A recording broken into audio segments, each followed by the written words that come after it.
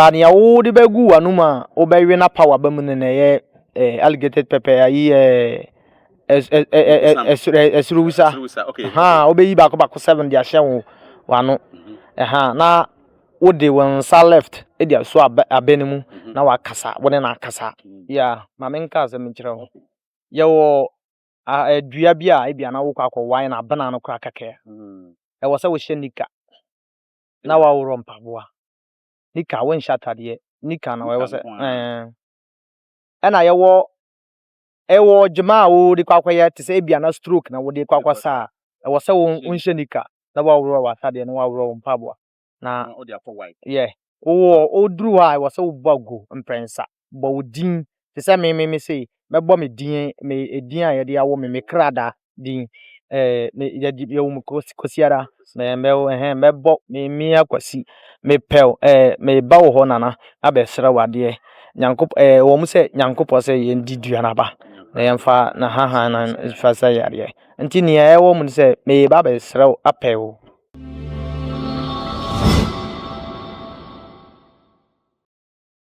Midin ya ni Kofi Amojansa wo chamobɔ ntutuo empani so ye bi na ye atete kwa ye tufo sabre ye da so ewo eye balai mene menua be ma ba ko ne abehia me ba ma ba betini din ye se friend nana agbura nana agbura na mensa ba be kana nana agbura na kire sai nana agbura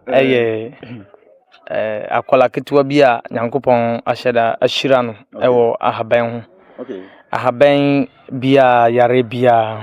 ena agbura no ase kyerɛ sɛ praye ketwa kratimi pra yura bebre compound no sɛ ti bia ebetima pra nti me ya akwala kra na mbu mi sɛ me ya akwala o problem no wo de ba na me be fa me so aboa nti na agbura nana agbura me no eti obi pastor be pe wachira konya no okasa na agbura ebe hu ana se di be no bi du be hu okase nana agbura ana okase agbura ana edin a agidin pa obetimi dia hu mini na ye Dr. Gary okay me ko school no madi Gary pa ma rashes afri me body so na me teacher ba ko nim say school mu dia ye ma odin a na wo jeje so a akawo ba me de no omo frame no na me gitumpa nti na andro na me say no so me start andro ni ye at the age of 8 years nti me de nyinsa na legenu adom no na e guru sa nti me na me de doctor no e de aka Gary no na ye Dr. Gary o ya ne sa nkofo bebu yo Ben Gift Media so ni me koso amekayo na wa share na wa subscribe na wa like na abrenya benya nya video no be ede aba enda ma wonso nya bi ahwe ebetoma na nya bi ahwe mene nana abura eye Dr. Gary ene adetwe nkomo no oye herbalist wo balai ene ne mpotem nyina wokokọ nkuru bebre so yade na tutu kwan bebre akosesa yade ne niama bebre nana me question di kan ye hospital nduro ene habendro minim say wo ye habendro di obeka say habendro ene ye na sade papa mu a enti na obeka say habendro ene ye chen hospital ndro okay ye na nanu mo breso na doctor ni ho okay wo ya na mo ye de omo to asoso ansa na brofo kwasiafo brofo ye ya mo abajijiji Ghana adi aboso yi na omo sai bibia sisi akro omo hunu say power na tumi na nkasa wo Africa Ghana kra no mbom no omo sa de magi keep no mo ni sisi magi keep ntino won yansan di dawadawa no ema ene na ema kunkunkun ye boys young boys no ye bemba entantimi ngina so let's say ka wumbo aduane bi din na dawadawa de se ne dawadawa ene na wo se na nke ye didi eno eno na ye heba na nya eno ena abrofo yi China fo ndro bi a mo di ba eno so ekeka ho a ese ena sesi aso no omosa di spray edi abasa ye mfan spray ya duane no mo ya duane no a ye di ne na ma ye den ye bimba no mo eso eba form e na mba no so no awode no so no den damage nti obe nso na 2 days 3 days obi was na nka obe ye no bra no ana on ye bra no koduru 7 days no entwa no afi 2 days 3 days na atwa enti ni amekwa na meka ne say ayi hospital ndro no de enye den emboaye enti omutimi di nipa no eko hospital na nipa no aka say ombetwa no scan aye no lab test ni nyina omuhunu yare bia ha no ba nipa na oti wono hu say bibi ha no say nipa na ye hu saa ya yi no ode ba mo ho na mo kwan bia mo fa so hu fi say semiti na ye me ye twa ye hu ade kura ha me mo waduro bia mo de ma me abe matire no hu say ye ntwe scan sem ye hu hia na clear free ho sometimes no onya bakra na obisa na say na wo hu na mo ye o say ne yem sem ne say ne yem utimi wan kasa utimi mi am kasa metimi hu say enye kwa otwi metimi hu say enye kwa because otwi bibi na say emba na hu say bibi na kuram nti metimi ama na incest metimi de sa dabi metimi de abe rasta say ukwa abe ho a wo metimi hu say aba bibi say abe no be bo na say antimi ambo a ye rasta bi na haban bi na emu bie sa no nti na wa yie no na wa be ye no powder na me de haban different bi a e de account na ma ye no incest na me de ama wo na wa ye den afi wako hye wo dan mu na wo punu bi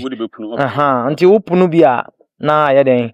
tumi na wo di wachi na onu medru a ye de wako hospital nyina na ye hu no problem na free no na problem na ye den wadwane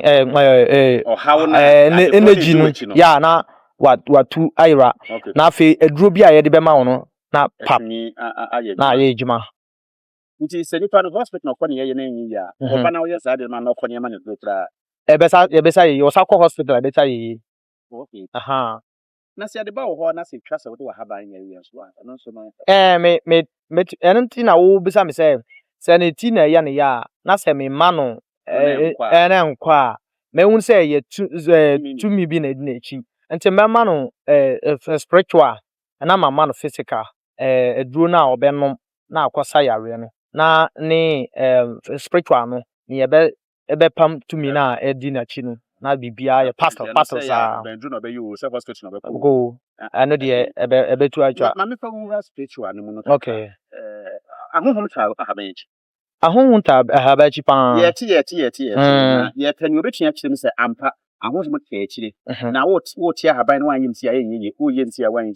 ya ma me nka se me kire ho ye wo adua bia e bia na wo kwakọ wine na bana no kwa kake e wo se wo hye nika na wa woro mpaboa nika won shatade nika na wo se na ye wo jema wo di kwakọ ye te se bia na stroke na wo di kwakọ sa e wo se wo hye nika na wa woro wa sade na wa woro mpaboa na o di afọ wine o dru ha e wo se wo bago mprensa bo wodin te se me say mebo me din a ye de awo me krada din ye di ye wo kosiara na mebo me akwasi me pel me ba wo ho nana abesra wade nyankop wo mu se nyankop se ye ndidua na ba na yemfa na ha na fa sa yare nti ne ye wo mu se me ba besra apel ko haban wi kakra be wai wodure kakra ade akoye de ade akosa wo yare nti me ntimi njan no kwa mepe kakra bia ma no se ye sidie o se ye ntwene o se ye besi o se ye sika o na de ato me de ato e bia na me ba no na me ankita hwe e bia na me ni kwans bia so wa meti ahaban bi e wo dua different eno so ye different wonim se eno so de etumi de na me dia ye den me dia bebo na nanom kokoko na makasa ne ahaban no edua no na dua na nkasa hunu se na tumi na woti dua no so no because dua esi wo no enhya dan si wo kokwa tumi te so se dua pachi pepi na mo kote amoye ne sa ana se dua bia ewo dua bia ne kwan a ye fa so e fa ahaban mami nsi wa no akakran kwakra wa hye nika we yukoko ato so ko sa akwa ban no de aba be se bia stroke Saa haban na wo kwa why de aba be se obi a na mfie ne ya. Kwan be na ye be fa so de akwa na sa ne a wo ye de kɔ no. Sa aduane ye saa kwan. Saa ne formula no. Okay. Ye formula. Emfa ho ne ya. Ye code. Ye code a wa bie. Okay. Ebia ma why wa media ba fie wa be hu se mango ahaban na media ba. Ba wonnim code na ma bie ansa na ma ye den. Me ma why. Wo be why abaye enye adwuma. Okay. Okay. Na say ahaban bia okwan a ye fa so. Ye fa so. Chire me ye pe ne bebre kwan ye fa so de teten haban bi. Okay. Ya wo aya. Ewo aya ba eno efifiri abeso. Aya. Free entiatia bi sa. Tintin bi sa. Ya. Enti eno say no. Se o kwakwate no. Na bia na wo de ba ye ayi favor. Favor ne lucky seminar ama obi akwadware ama nyame afaso de aboa no na ne nnoma bi embiebia ukwa wonfa eno me side no wonfa skanko ba ne wo de bagu wanum a wo bewe na power ba mu ne ye alligated pepper ayi esruwisa okay wo be yi bako 7 dia hye wo wano na wode wonsa left edia so abenemu na wakasa wone na akasa wo be kasa kire no me kwayesi na wo wia na wo ka enti ebia na abe no sisi wo bebre wati sa abe na wone na akasa wie no wati na wotete abe no wie no ne aka no nyina wonsan yeden wonsan kasa hwe ne won se woti ona wati na wabafi so kan wie yen bia ba ko pene wo ho wati awie na so pese obesen ko anafo so kwate ba ko bi wo ho so a no de wo ko ho ai wo se wo ka omunyi another so na ya na oduru a wo se wo sa bona go so munyina wo fa ko de a ene de eno ano no wo besen akọ ba foforo de a wo se wo oduru a na wasa aye sa rituals no wan yes ade we na uti ba etese power no because uko obi fie na se ono no de bia ono ogina no ene fie o ena na tumi na ewo abeso na nyankopon de ama sa abena abena tumi na o hwe abane so no se uko ho na se wan bo na mane na ukotete ne gbanya sa se na me kai no me se ebia na wan se we na makotete abaye ese the same yare no wo so o famachi akwachi bi de abaye abeye enya ejuma okay I just say wo nya the same code okay na wo dia yes ade no na ye de afa ahabe no de bebre wo ho be ebi wo ho no na se ebia nchene keke na wo de betu anum na o kasa wi na wa pro e dia gu ade no so de ahabe no so na wate sana eko ebia no ne kwan so a yefa so eye no enye bebre na ye beka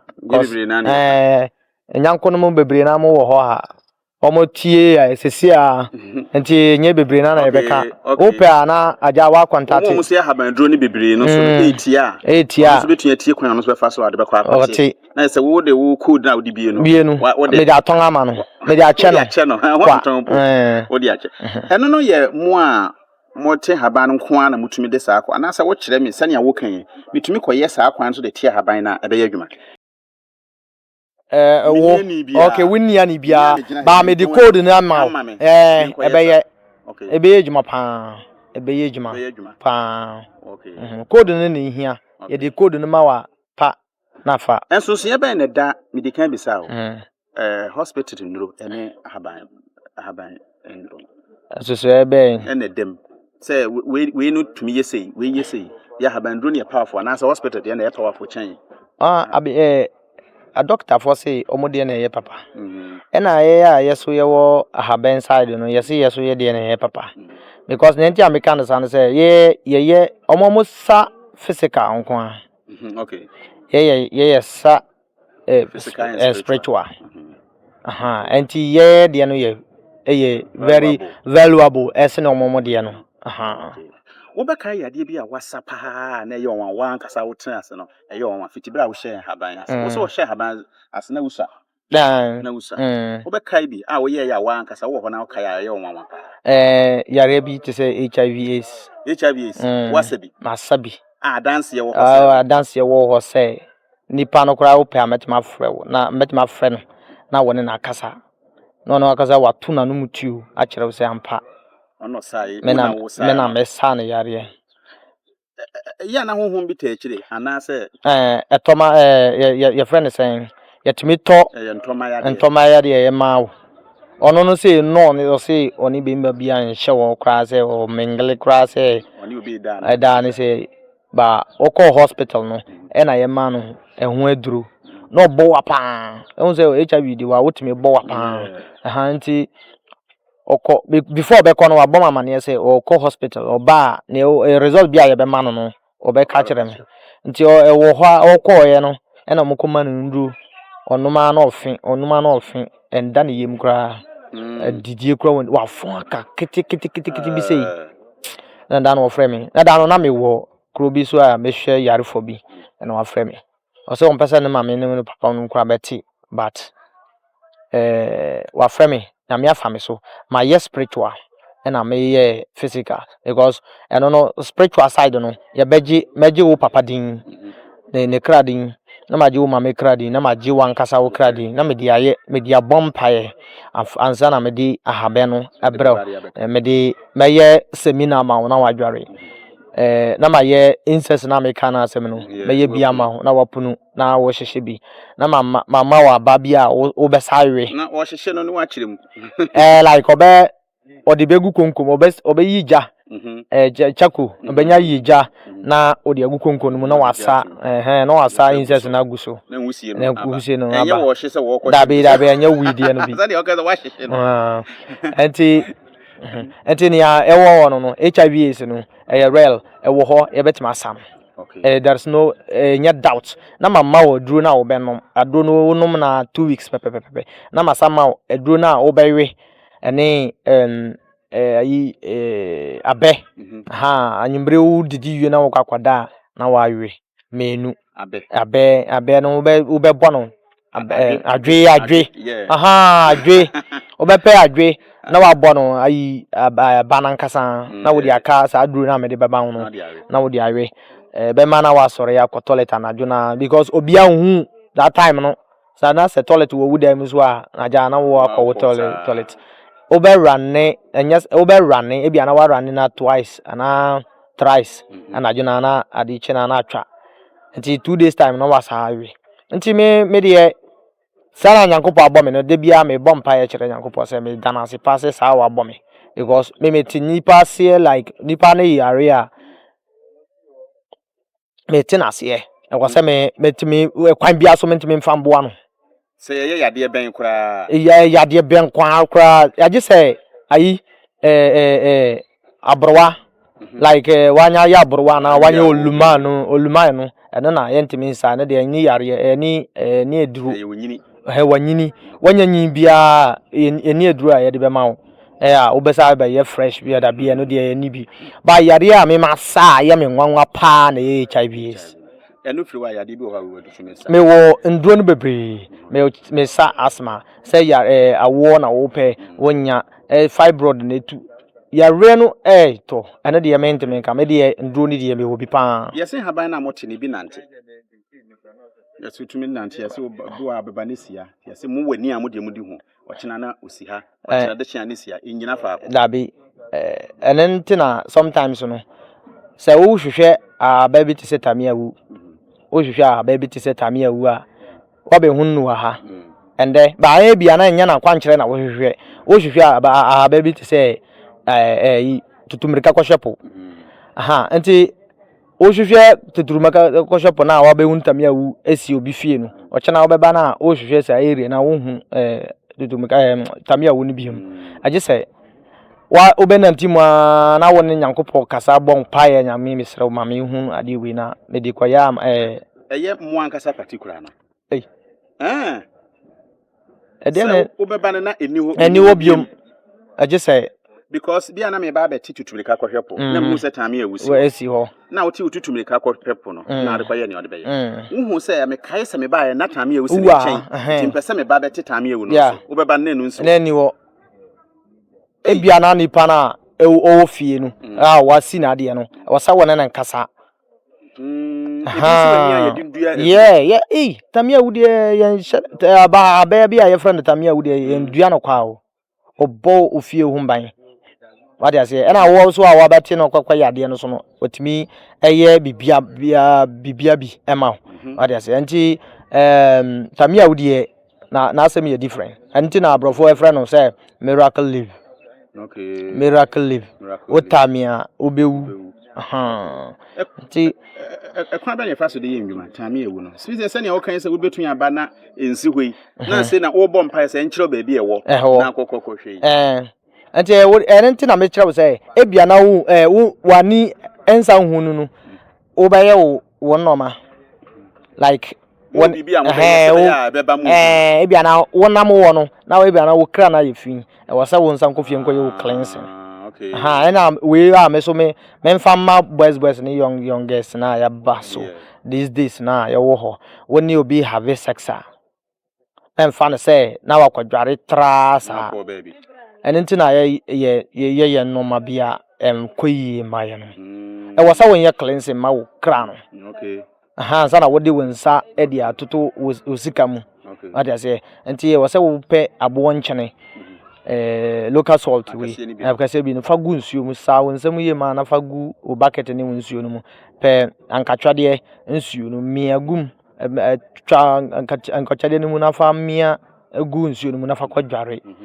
cleanse no ma bi ma mo pa ma na say ompena so a wona ne te onka nchima na sa wayire nso bemba no ye